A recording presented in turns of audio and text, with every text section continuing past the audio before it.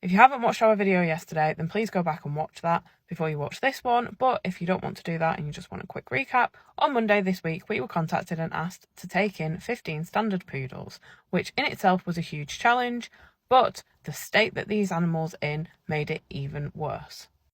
And before I get into the details, I just want to start by saying, yes, I will show some of the images, so if you don't like to see images of animals in terrible states, then please do not watch this video. You have been warned. And I also want to clarify before we get into this, that for us, any dog we treat or needs any treatment from the vets, we have a policy to always follow vet's advice. And that is the policy that we stick to. So everybody has an opinion on how these dogs should be handled and treated, but we all have in-depth conversation with our vets regarding treatment. And if it is not suggested by our vets or recommended, then we will not do it. So you may have a lot of opinions about how this situation should be handled, but we have had in-depth conversations with every single one of these dogs' vets, and the outcome is what we are currently doing. And if it changes, then we go back to the vets and rediscuss. So now we've got that out of the way. As you may have seen if you followed us on Facebook, then you will know that these dogs were extremely malnourished and underweight. And this is your final warning because I'm about to show some pictures.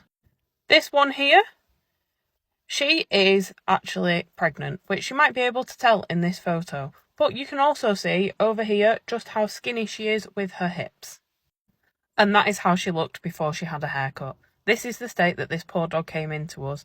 And yes, she is pregnant. She is due in a few weeks. This poor dog is malnourished, anemic, has ear mites, worms, and fleas. And then we have this poor girl. She is also pregnant.